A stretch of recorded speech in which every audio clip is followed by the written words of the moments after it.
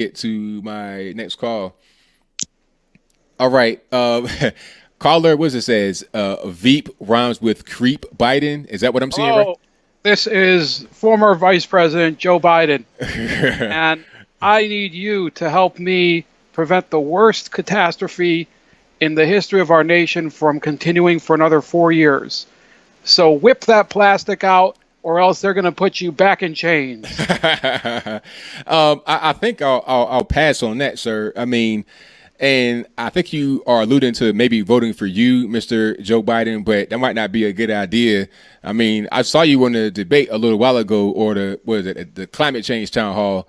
You didn't look too good. You look kind of confused. Your eyes bleeding. You don't look like you're in very good health, sir. So I don't think you're a good person to vote for. I mean, Anthony, just like every other embarrassing public appearance by myself, there's a perfectly rational explanation for that. So I think you should stop prejudicing my record and just give me that 16-digit code and also the expiration date and the 3-digit code on the back.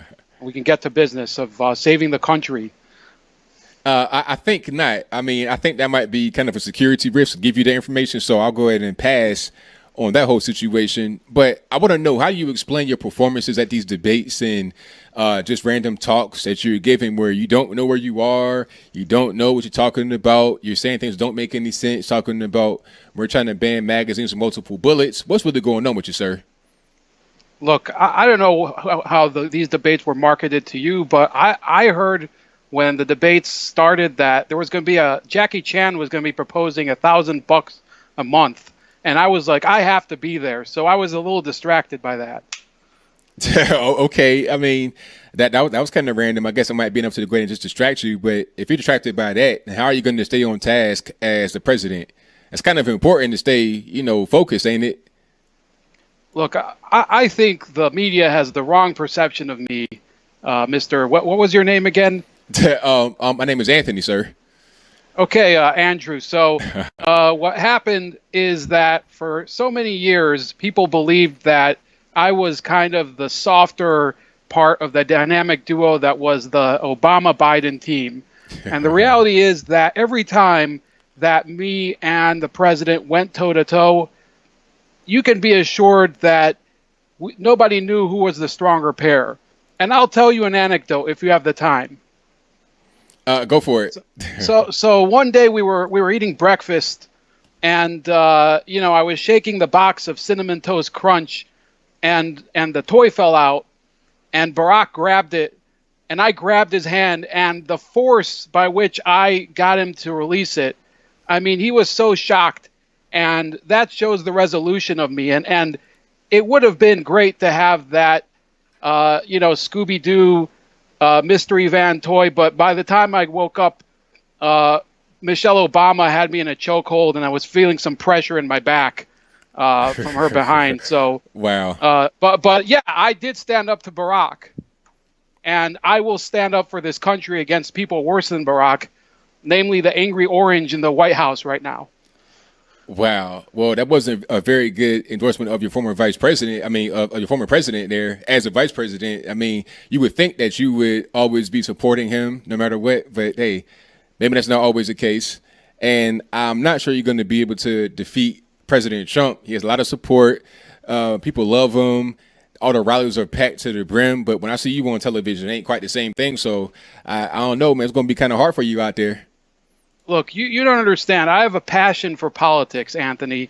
When I think about politics, I think of the fragrance of Garnier Fructis wafting from the scalp of a young aide who's sitting at the desk next door. And I just have to get closer and wrap my hands around it and really, palpitate and feel the tensile passion of it. Wow. You feel that passion, Andrew? My name is Anthony, but no, I do not feel that, sir. I'm not really into the hair sniffing like you are or the young girls. That's pretty inappropriate. And, you might mess around and get sued or locked up for doing too much. So you might want to just kind of scale that back, boss. Sued? That happens to just civilians. I mean, I'm President Biden. Oh, okay. I skinny dip in front of female Secret Service agents. Oh, yeah, I guess so. You pretty much do whatever you want to, huh? Pretty much. Wow. Hey, well, I can't say too much more. Well, Anthony, one day, once you finally give me the code to your credit card, maybe you'll visit me on my $15 million mansion on Martha's Vineyard. Yeah, hilarious. But I thank you for your. And then I mean, it'll be great. I mean, do you know how much beach there is over there to skinny dip in front of secret service agents? I bet there's plenty. You're probably going to be over there all the time, even right now in your advanced and kind of confused years. But thank you for the call. Definitely appreciate you. All right, God bless. And remember, when Ray Charles wanted the best honor ever, I proposed him to be a pilot in the Air Force. So Wow. Never forget that. I stood up for the downtrodden. Wow. Okay. Thank you for that. I appreciate it. All right, good night. All right. That was former Vice President Joe Biden calling in. I guess when he got off the debate stage or whatever that was, town hall, talking about climate change with his eye bleeding.